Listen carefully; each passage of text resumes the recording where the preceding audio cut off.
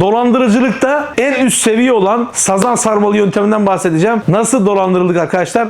Gelin videomuza geçelim. Bundan bahsedelim. Arkadaşlar bizim biliyorsunuz telefonlarımız YouTube'da, Instagram'da her yerde var. Bu telefonlarımız kayıtlı olduğu için her zaman biliyorsunuz arkadaşlar dolandırıcılara kilit vurulmuyor. Hırsıza kilit yok. Yani bu adamların bir şekilde işleri rast gidiyor. Nasıl rast gidiyor diyecekseniz artık o da yukarıyla alakalı bir durum. Bir adam bir yola çıktıysa ona yardım ediliyor arkadaşlar. Çünkü işleri çok aşırı rast gidiyor. Bizde nasıl rast gitti? Gelin bundan biraz bahsedeyim. Telefonumuz çaldı. Alabaca Fix buyurun. Bizi arayanlar abi iPhone 16 Pro var kaç alırsın? Sıfır kapalı kutu. 70 bin liraya alırım kardeşim dedi. Abi alır mısın? Alırım dedi. Nakit alır mısın? Alırım dedi. Daha sonra bana tamam abi ben size göndereceğim arkadaşı. Siz bana bir konum atar mısınız dedi. WhatsApp business hattımızdan konum attık. O arada bu sazan sarmalını kurgulayan şerefsiz dolandırıcı da sisteme bir av yakaladım, bir kek yakaladım diye bizi düşünüyor tabii ki.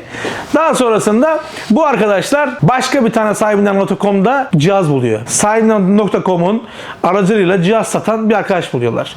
Buldukları arkadaşları da arıyorlar. Diyorlar ki abi tabii biz bunu en sonunda öğrendik bu olayları. Şimdi daha başında anlatıyorum ki sonradan abi böyle mi diye kurguda bir sıkıntı yaşanmasın diye anlatıyorum.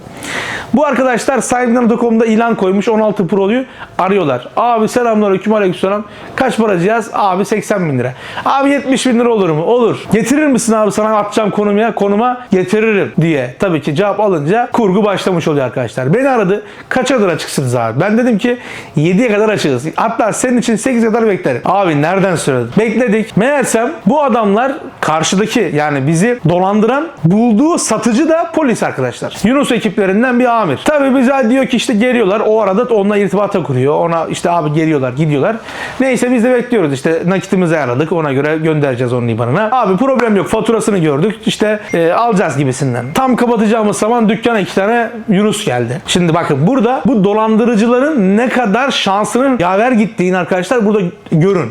Yani bu adamlar bunu ayarlasalar, kurgulasalar şöyle birleştirseler yemin ederim bunun videosunu çekemeyiz. Yani ben o kadar uğraşıp çekemem yani. Neyse. Baba geldi adam Yunus 2 tane Yunus böyle baba 2 tane genç arkadaş. Selamünaleyküm aleykümselam. Abi dedi ben de telefon getirdim size. Beni dedi amir gönderdi. Nereden geliyorsunuz? Karşıdan. Tamam. İşte Anadolu yakasındayız biz. Onlar Avrupa yakasından geliyorlar. Tamam. Yalnız abi biraz acelemiz var da falan da filan dedim. Tamam kardeşim hani polis de olsan sonuçta bizim bir prosedürümüz var. Hani alış sözleşmemiz var. Onu yapmamız lazım falan. Neyse işte faturasını aldık. Cihaz elimizde kapalı kutu. E-mail'den kontrol ettik. Problem yok. Tabii cihaz orijinal cihaz. Neyse dedim ki bir söyler misin? İBAN atar mı? Arkadaşına bir söyler misin? Şimdi burada onların 2 tane şans oldu arkadaşlar hırsızların. Birincisi alıcı da kendisi gelmedi. Dolayısıyla kendi IBAN'ını bana vermedi. İkincisi başkasını gönderdi. Yani bu polis tarafından kurgulanmış da olabilir. Artık bilmiyoruz. Şu an adli mecralarda inceleniyor. Çok vahim bir durum. Yani bizim halimiz çok kötü. Ama bunu düşünmek istemiyorum. Gelelim konumuzun detayına. Arkadaşlar devam edelim. Geliyor 2 tane polis. İşte abi oturun kardeşim çay için falan. Neyse çay içiyorlar. Ben cihaza bakıyorum. İşte IBAN istedim o ara. IBAN'ı gönderdi. Tabii orada o ara amirini arıyor. Amir ne diyor ki? Amirim diyor IBAN gönderir misin diyor. Ben de adamla konuşuyorum. Amiri zannediyorum. Halbuki dolandırıcı. Sazan sarmalı gibi böyle bizi sarmış. Yani onun benden haberi yok. Benim ondan haberim yok. Buraya gelen arkadaşları ben o zannediyorum. O ben zannediyor. Yani beni o zannediyor. Konuştuğu kişi zannediyor arkadaşlar. Bak olaya bak. Ya şimdi ben IBAN'ı aldım. WhatsApp'tan gönder dedim. Hani kopyala yapıştır yapacağım. Tamam abi sana atıyor dedi. Oturdu. Tak mesaj geldi. Tabii orada onu arıyor. Abi diyor IBAN gönderiyorum sana. İşte IBAN'ını atıyorum diyor. O da diyor ki işte IBAN gönderir misin diyor. Telefonu da onunla da irtibat halinde. Ondan IBAN'ını alıyor kendi IBAN'ını bana kendi IBAN'ını gönderiyor. Yani dolandırıcı kendi IBAN'ını gönderiyor. Tabii o IBAN'ını gönderdiğini zannediyor bana. Ben de bana onun polisin geldiğini zannediyorum. Ama halbuki polisin IBAN'ı bana gelmiyor. Dolandırıcının IBAN'ı bana geliyor. Ben parayı gönderdim. Dedim kardeşim buyur dekont. Cihazı alayım. Cihazı aldım. Faturayı aldım. Neyse ben arkaya işte kasaya geçiyorum oturuyorum falan filan. O ara telefonu çaldı. Abi para gelmedi. Dedim kardeşim bak burada görünüyor. Hani bekle dedim 5 dakika. Sonra amir aradı bunu. Amir daha önce dolandırılmış ama. Olay böyle. Daha önce dolandırılmış bir amir. Biliyormuş bu mevzuyu dediğine göre. Sonra dolandırıldığı halde bunu benim dolandırılmama vesile oldu.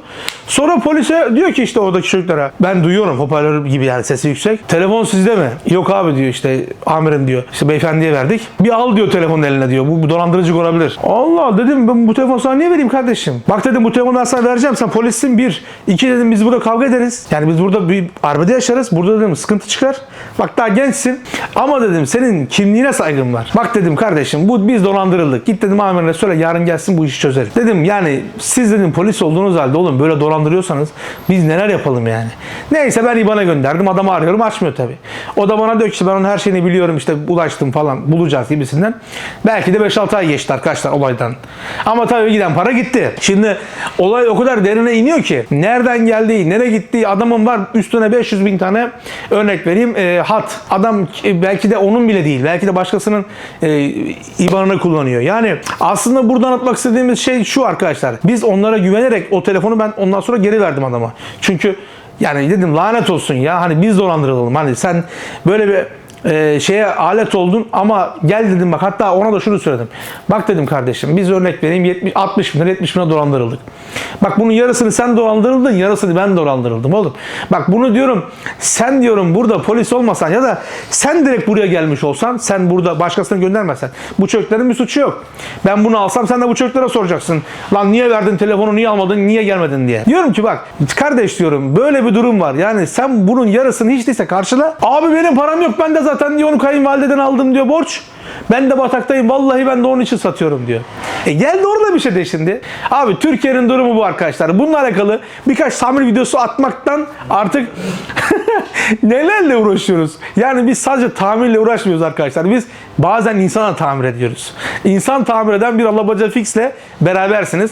İnsan tamir eden alabaca fixle şu an yüzle bakıyorsunuz. Onun için ya bu dolandırılmış da gülüyor demeyin arkadaşlar. Bizim başımıza neler geldi. Biz bunlara çok artık gülüyoruz. Gerçekten gülüyoruz.